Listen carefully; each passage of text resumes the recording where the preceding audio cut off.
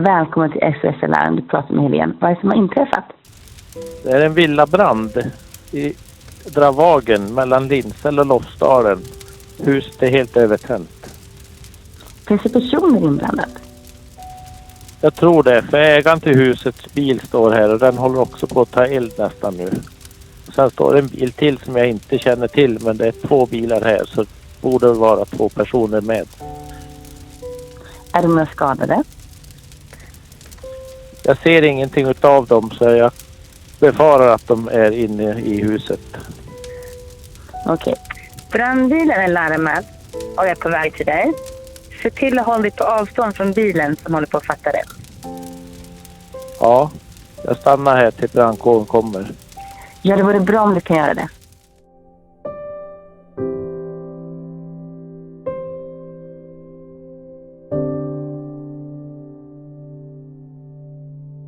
Det var min lilla syster som jag hängde mycket med när jag var liten.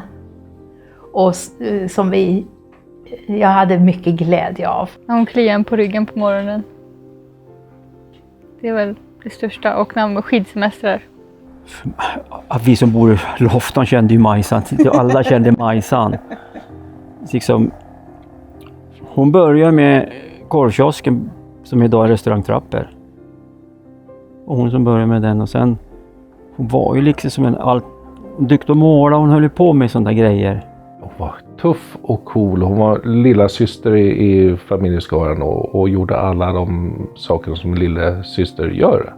Nämligen ute och rörde runt. Hon var en tuff tjej med bilar och spelade bowling på ganska bra nivå och sådana saker. När jag tänker på farmor, då tänker jag på fiske, när hon kliar en på ryggen på morgonen, det har vi alla kusiner erfarat, med hennes superlånga naglar.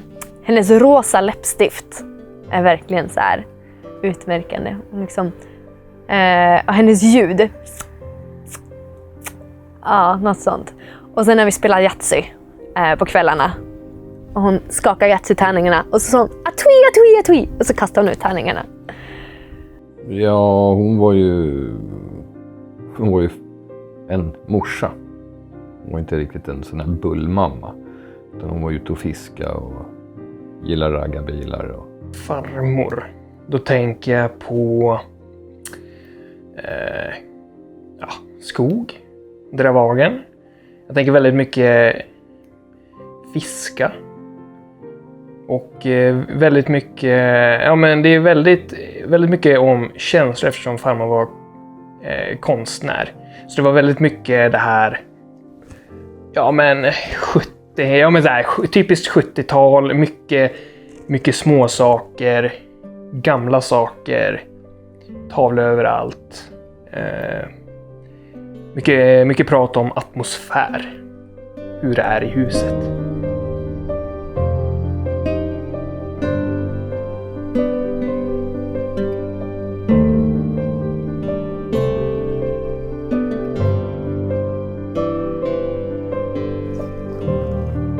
Ja. Ska vi gå in i hallen? Vi går in i hallen.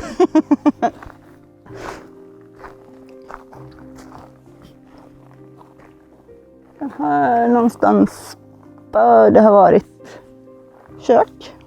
Det håller. Och sen så var det, det var L-kök så. Så var mitt rum där borta någonstans. Vardagsrummet måste ha varit här. Ish. Badrummet där.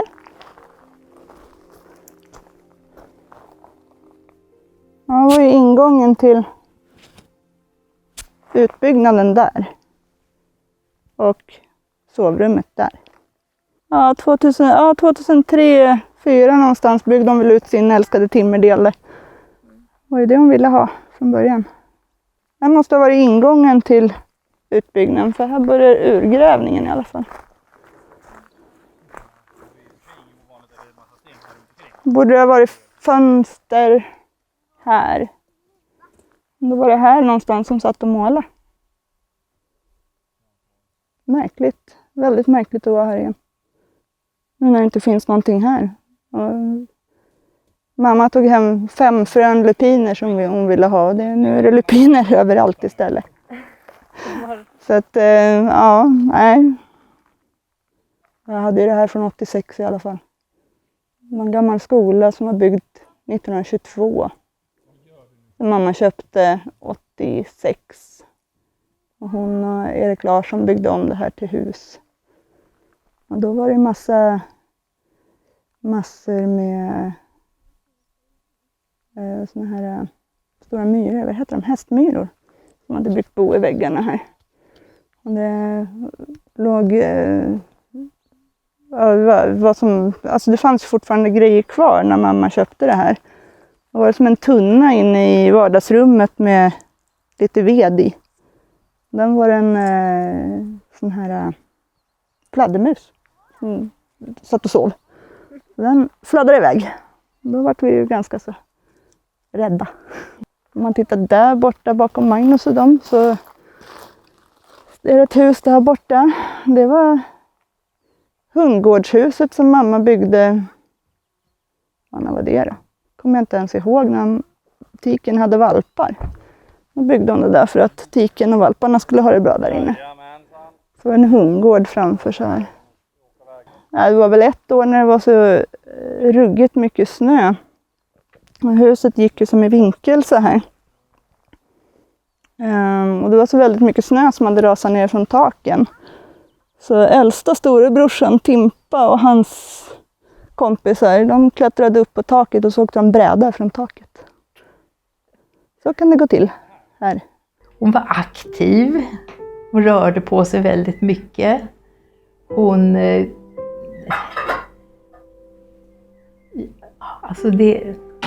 hon hängde med. Hon var ju liten, men hon hängde med på det mesta som jag var med om. Och så. Men hon hade aldrig några bästisar. Det hade hon inte. Utan hon var... Ja. Hon bara fanns, tyckte jag. Ja. Men jag kommer ihåg att vi åkte med kanalbåt ner till Östergötland. Pappa, Solveig och Maj och jag. Och jag förvånas så här efteråt över att Maj orkade cykla. Vi cyklade in till stan, tog kanalbåten ner och sen cyklade vi genom Östergötland till farfar och farmor, min faster och farbror och pappas kusiner. Pappa var ju då handikappad, vilket innebar att han inte fick ta körkort förrän han var 45 år gammal. Men den här resan då, tittar man på kort som jag har ifrån den resan, så är jag förvånad över att hon som 6-åring orkade cykla den sträckan. Och även för mig och Solveig också, att vi orkade. Dagens ungdomar kanske inte ställer upp på det. Men vi tyckte det var fantastiskt. Ja, vem var Majsan? Hon var jävligt rak. Sa vad hon tyckte och tänkte, och sådana människor tycker jag om. Sen var hon lite synsk, som man säger. Var hon. Det är svårt, men man kommer inte ihåg det 10 år sedan sådär. Men hon var en liten gumma. Och precis jätteduktig att måla bilder. Ja, alltså Rocco var ju bra gammal då. Kan han vara 8-10 år i alla fall. Mamma sitter lutad i soffan som hon brukar göra och Rocco ligger med pannan mot rumpan på mamma.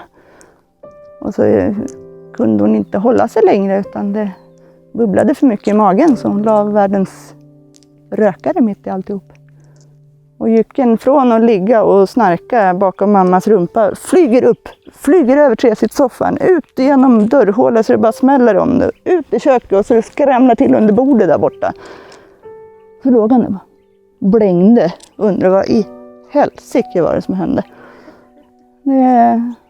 Det var en sån här mammagrej. Ja, hon gillade att vara själv. Hon målade ju väldigt, väldigt mycket. Så att det var ju sitta i lugn och ro och måla liksom. Det var liksom hennes grej. Och sen på kvällarna ta ett parti Yatzy. Det var ju ganska så klassiskt. Så att det var väl lite hennes signum så att säga. Hon gillade att vara social när hon själv ville. Så att säga. När hon drev kiosken så var hon väldigt social och trivsam att ha att göra med och sådana saker. Väldigt bestämd. Det var ju, hon hade väldigt svårt att säga att hon hade fel. Men det är kanske typiskt signum som gäller även för mig och i släkten typ. Man har väl ärvt något sånt där. Ja, mest lite fiskekompis. Man var mera kompis med morsan. Det var ju liksom en kompis som man kände väl och så. Så att, där är morsans Mustang. Enda kortet som finns på den. Där står jag. Det är utanför Alvägen i Edsviken. De kommer att hälsa på.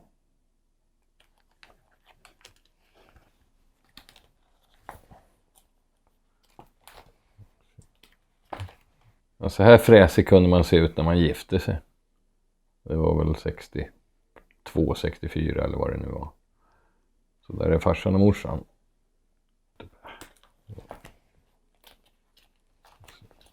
I övrigt så, där är morsan.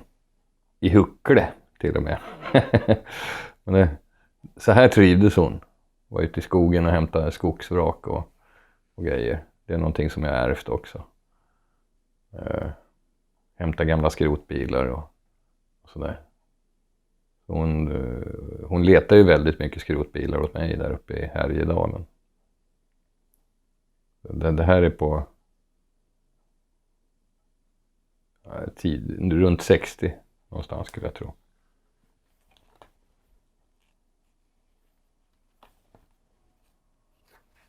Alltså här kunde det se ut på, jag vet inte om det är 60-tal kanske, sent 60-tal eller någonting. Kunde man klä ut sig lite grann, eller det var säkert sista modet det där. Och det är väl maskerad och grejer som gillar att vara på så. Vi är ju födda under andra världskriget, 40, 42 och 44. Och det var väl inte så väldigt lätt för mina föräldrar. Det kan jag tänka mig. Men alltså, jag kände mig inte önskad och älskad. Det gjorde jag inte. Och Maj är ännu värre, känner jag. Och hon blev ofta benämnd som sorgebarn eller bortbyting eller så, utav mamman speciellt då. Så att jag känner att jag kan inte se det som att med min kunskap och erfarenhet av vad jag har läst och så, att hon hade en känsla av att vara älskad och önskad. Så var det. Tyvärr är det så. Alltså det var ju väldigt mycket stryk. Det var det. Och det var också straff som bottnade i att mamma hade jobbat på någon uppfostringsanstalt innan hon träffade pappa. Och de straffen, de använde hon på oss. Och det var Maj och mig då som hon använde det på mest. Jag kommer inte ihåg hur Solveig hade det, men jag tror att det var mest Maj och mig då. Och det kunde vara att vi som straff, om vi hade gjort något, så då kunde mamma kallduscha oss. med våld, med tvång. Det är bland det värsta som finns. Och jag kan fortfarande inte duscha en enda gång utan att minnas hur fruktansvärt det var. Och framförallt hur det kändes efteråt när man inte blir kärleksfullt torkad efter den här behandlingen då. Och också att när vi skulle lära oss att inte använda tändstickor, då tog mamma och tände en tändsticka och släckte den så småningom snabbt och sen så brände hon. Så vi skulle lära oss. Och jag var nästan 11 år innan jag vågade tända en tändsticka. Och det där är farliga saker för barn, att känna att man blir behandlas på det sättet. Det sätter sin prägel på väldigt mycket.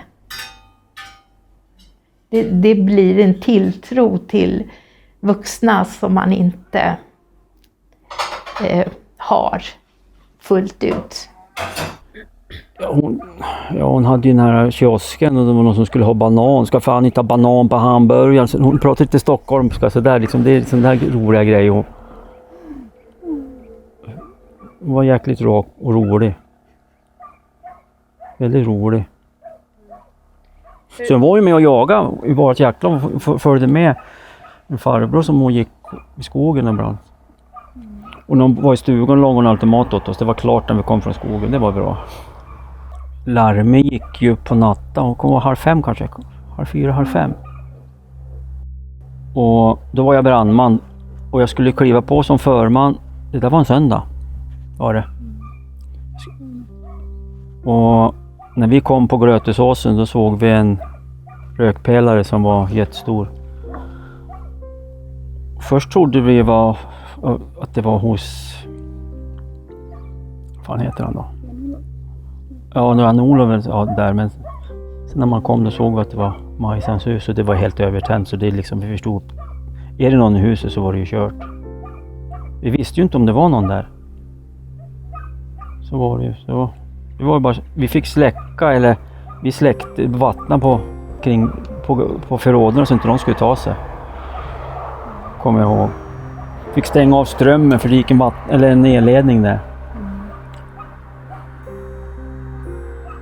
Sen ramlade ju hus ihop och så vi drog några väggar. Så. Det stod ju en bil utanför.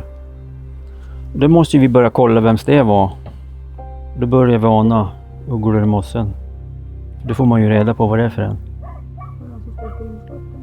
Han stod på infart, ja. Inbackad var han, tror jag.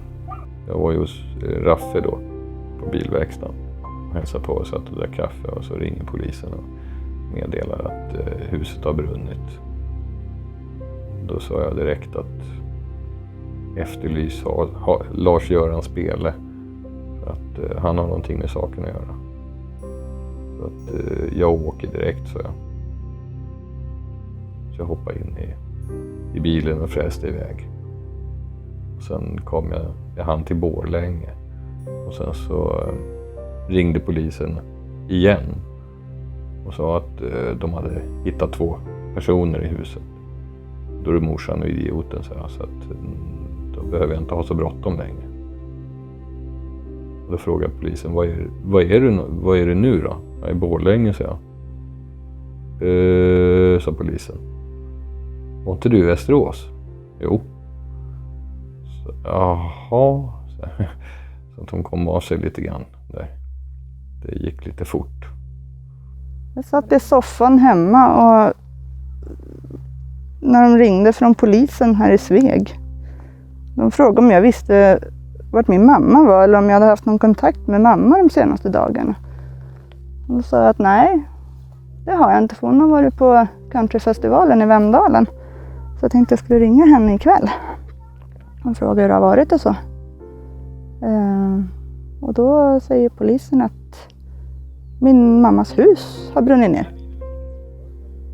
Jaha, okej. Och husvagn eller ja, det såg ut som att det skulle ha varit någon husvagn och bil och så som har brunnit. Och det hade det ju. Och sen var det väldigt mycket man kan berätta om den där branden egentligen nu så här i efterhand. Men får man veta om. Men det var ju när de sa att min mamma saknades och att huset hade brunnit ner. Men att bilen verkar vara hemma. Då förstod jag vad klockan var slagen. Så jag ringde till Magnus och vi åkte upp hit direkt. Så mötte vi upp Ove då, här. Han kom ju också hit. När vi har fått släckt på allt, när väggarna, vi rev lite väggar. Då ser jag ser och några stycken till att vapenskåpet är uppbrytet. Och sen med den fick vi ju reda på att den här killen som har gjort det här hade blivit utsläppt från polisen på lördag morgon, tror jag. För han varit intagen på fredag kväll på Countryfestivalen i Vemdalen. Så börjar man liksom lägga ihop 1 och 1 och 2 och 2. Så det... Fick ni reda på någonting från polisen? Eller var det Ja, det är förmannen får ju det. Vi får ju knappt, det är ju förman som har någon tystnadsplikt, så det är ju extra. Men sen man pratar ju ändå liksom med mellan varandra. Så vi måste ju få reda på via vad som, ja. Det var... Fan, jag blir lite halvrörd redan faktiskt. Det är jobbigt. Jag kunde nog ha åkt dit för missfirmelse av polisman eller tjänsteman eller någonting. För jag ville slåss med dem. Och sådär. Så jag kallar dem både det ena och andra. Inkompetenta krattskaff. Inkompetenta krattskaft bland annat och lite sådär. Och stod och skällde på dem. Och de såg ut som ledsna hundar som hade ätit nog lämpligt eller någonting. Sen gick jag därifrån och sen hoppade in i bilen då. Det var ju Mustangen som vi åkte dragracing med. Sen backade jag emot deras entré och sen sopade jag så mycket det gick där. Så och det var massa grus på grusplan där. Så att jag måste ha blästrat hela väggen där på polisstation. Men så här i efterhand så måste jag berömma polisen över att de inte provocerade mig då. För att då var jag riktigt sugen på att avreagera mig på någonting eftersom jag inte kunde avreagera mig på idioten någonting. Så. Ja, man fick ju reda på att den hade blivit utsläppt och han hade varit elak på Majsan på fredag kväll där. Countryfestivalen. Så hon åkte ju hem tror jag. Jag tror hon åkte hem därifrån på lördagen. De var väl kvar eller hon åkte hem i alla fall. Sen kom väl där på natten skulle jag tro. Eller lördag natt, söndagen. Ja det var det, ja precis. Om man varit ute på lördagen kanske åkte dit. Ja. Han hade ju hotat några andra där på ja. Och han hade ju sett inne för mordbrand en gång tidigare på sin fru. Det vet ju du Karin, jag kan ju berätta om det har gått så länge nu. Det var jag som hittade Majsan i massorna där. Var det. Och det var ingen rolig syn. Jo, jag har ju varit med på mycket dödsfall, så det är hjärtinfarkter och sånt där olyckor, men det är ju annorlunda när det är mord. Det är ju mordbrand, det är mord alltså. Så är det en som man känner. Och det är ju både för- och nackdel när man bor på en liten ort. Och händer det en olycka så ofta så känner man ju den som har blivit drabbad. Vad var det som hände? Hur fick hon plågas? Alltså det är hemskt alltså. Det är hemskt. Vad mycket tankar och känslor som bara mal och mal och mal. Man vill ha svar. Och sen när jag förstod då att det var så totalt förstört och så hoppas jag bara att hon fick dö så fort som det bara gick. Jag känner att det här är svårt. Fortfarande obegripligt hur det kunde hända. Jag kommer nog aldrig förstå det, jag kommer aldrig kunna förlåta heller vad som hände. Mamma som bara tror gott och vill gott med allt och alla och sen så mördad. Huset nedbränt. Ingenting kvar, inga tavlor, inga minnen från min barndom, inga kort. Alla korten som man hade på brorsorna och syskon och kusiner borta. Morsan talade ju aldrig om att han hade suttit på kåken. Så att, och framförallt inte för mordförsök eller mordbrandsförsök på sin exfru och sådär. Så att det vet jag inte om morsan visste heller då. Men att han hade suttit i fängelse, det visste hon ju. Och det höll hon hemligt då. För då hade man ju gått i taket ganska rejält om man hade vetat det. Polisen kom ju med likhundar när vi hade... De gick ju med likhundar. Och jag var med och krattade då. Och så fick de ett annat larm. Det var en liten pojke som var försvunnen. Då fick de ju åka för vi hittade ju inte bössan. Och den krattade jag också fram. Hittade jag. Då var det ett skott igen. Nej, det var 2 skott. Ett var ju avlossat och då hade han ju skjutit sig själv. Han sköt väl Majsan först.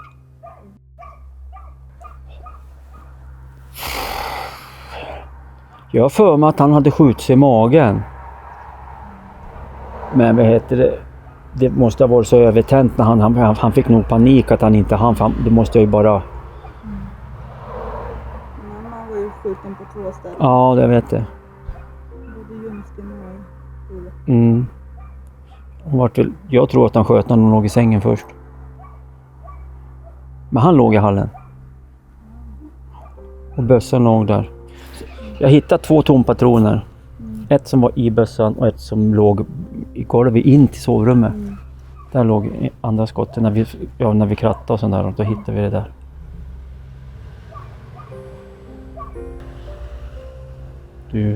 Ja, jag vill ha hemskt faktiskt.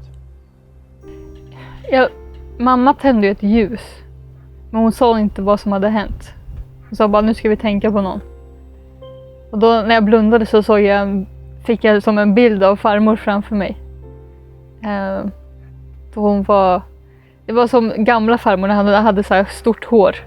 Så det är jag har inte träffat henne när hon såg ut så, utan det är bara på foton jag sett det. Så ja, men då sa jag bara, är det farmor? Och då sa mamma ja. Och sen då när man ser på Aftonbladet då att 168 kvinnor är dödade av sina män. Och ser hennes bild när man kommer in i affären. Då känner jag att vad är det egentligen som pågår? Alltså, det är ju många kvinnor som mister livet på grund av att relationerna med män inte fungerar utan det blir på det här sättet.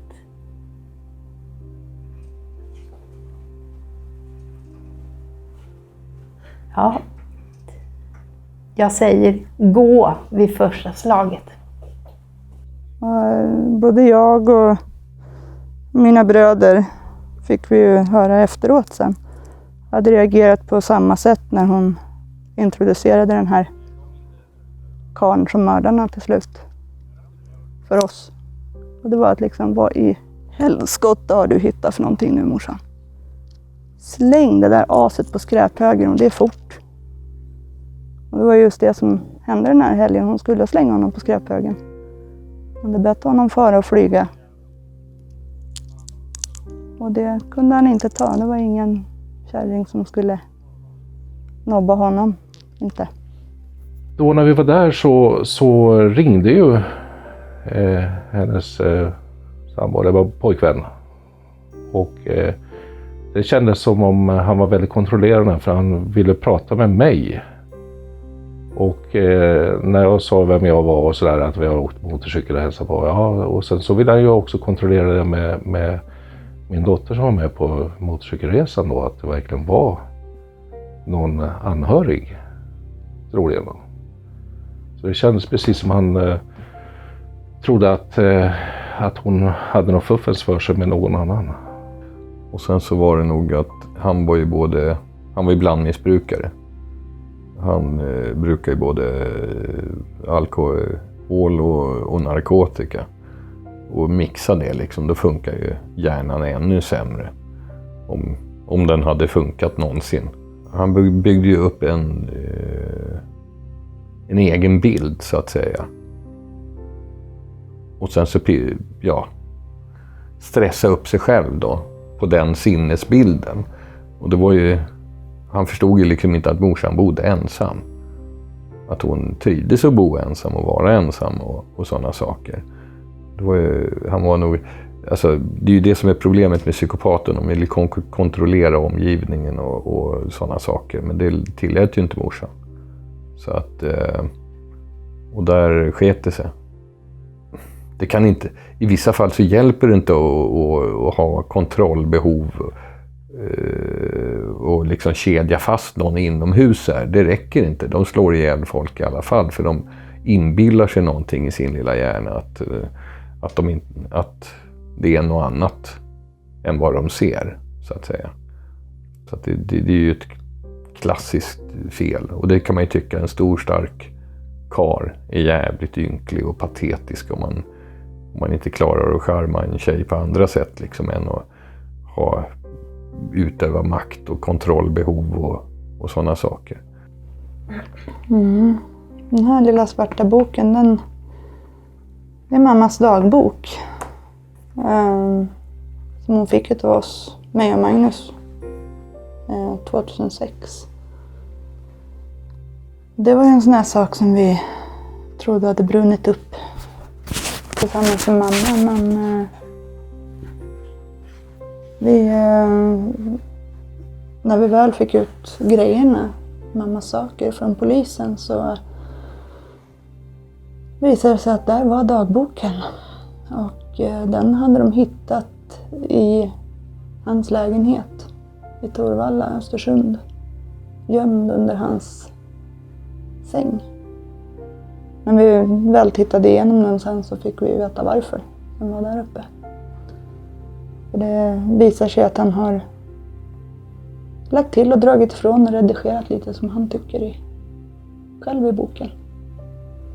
Det ser ju normalt ut från början när man tittar i den så här. Det är mammas sätt att skriva med den här snirkliga handstilen.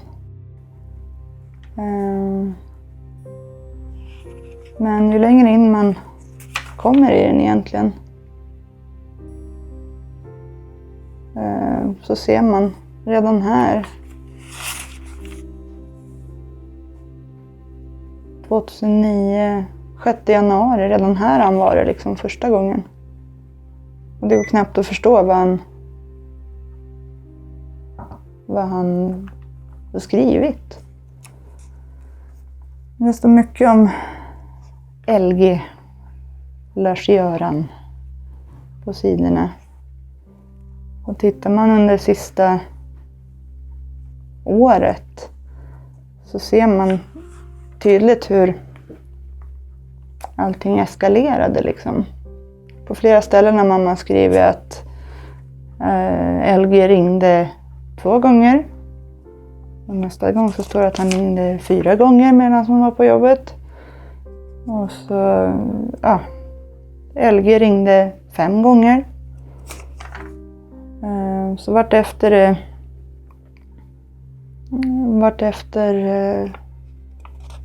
han blev mer och mer osäker, verkar det som, så har han ringt mer och mer. Det står 2 gånger, så 5 gånger, sen blir det 10 gånger. Här, LG ringde flera gånger. Och så håller det på.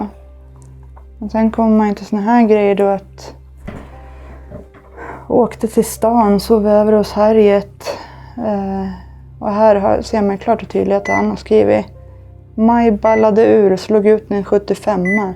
Jag köpte en ny, den slog hon också ut. Men full var hon när jag kom till HE. Jag vet inte riktigt vad det är, men det är mera sådana saker. Och här 20 mars, det var redan alltså 08, men det här måste han ha skrivit efteråt. Var till Linsele handlade, Harriet och Martin kom. De åkte hem vid 1-tiden på natten. LG åkte med. Solsnö framåt kvällen. Maj bad oss dra åt helvete. Det blev så jävla fyllkärring, han skriver där.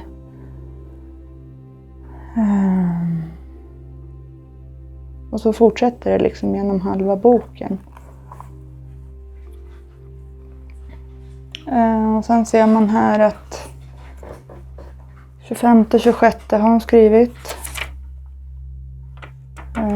Juli. 27 juli har hon skrivit att det regnar. Och efter det så har jag då alltså dagboken varit försvunnen. Det är inget mer skrivet.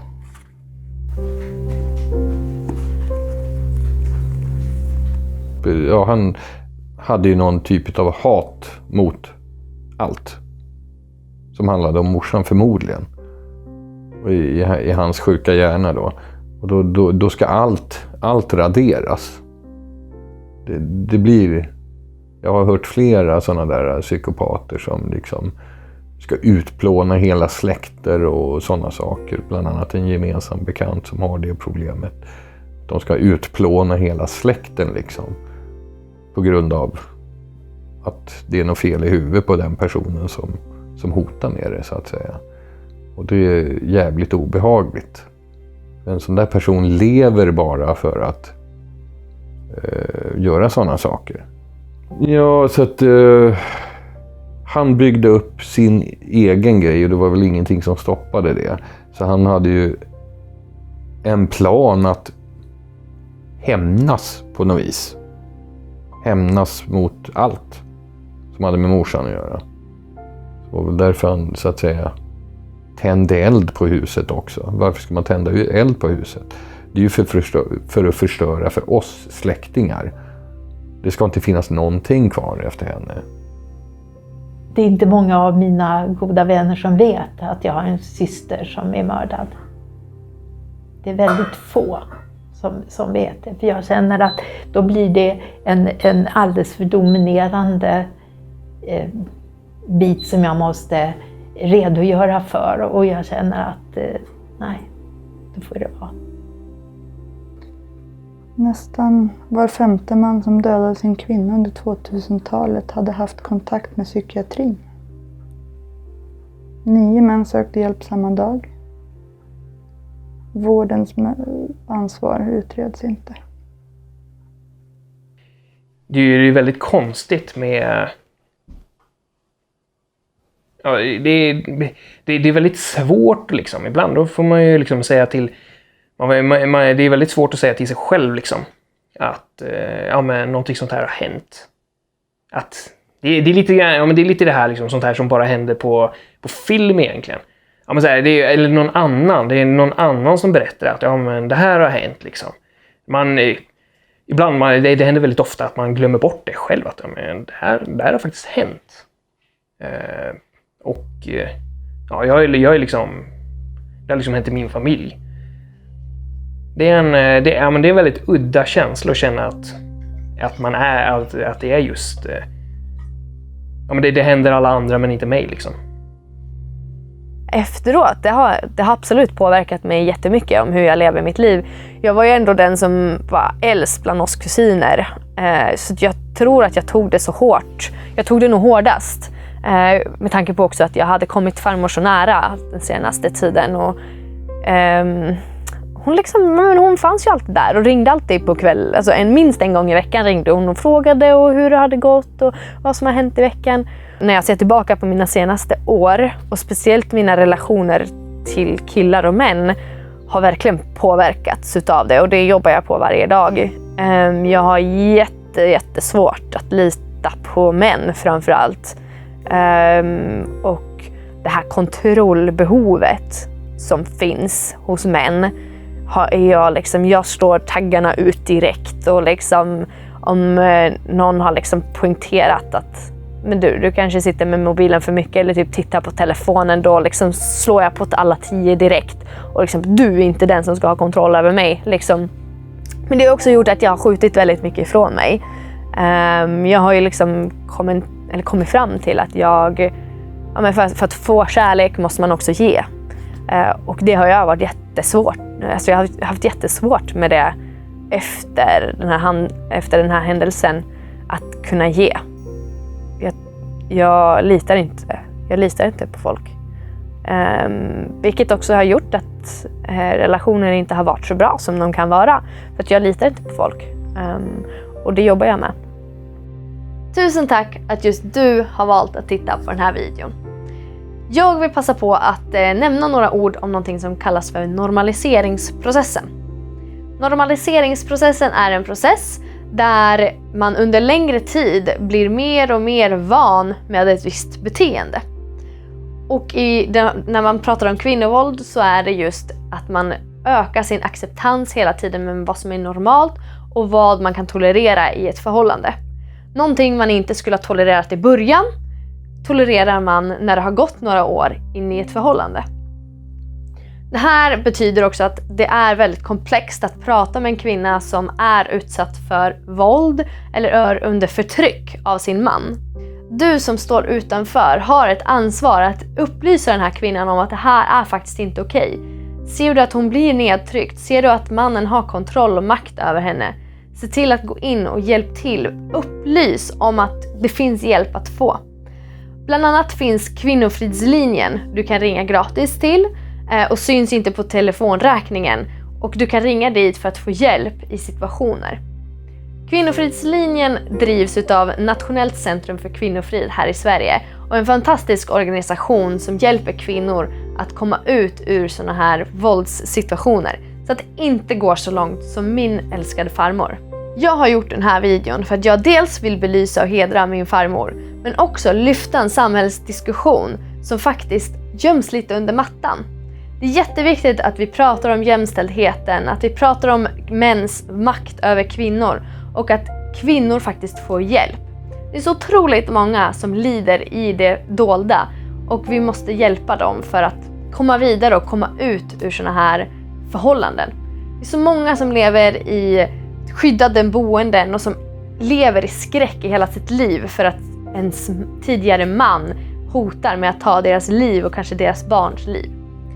Jag hoppas att om den här filmen berörde dig, att du delar den med en vän eller i ditt kontaktnätverk så att fler får ta del av det och att vi kan höja den här diskussionen i samhället.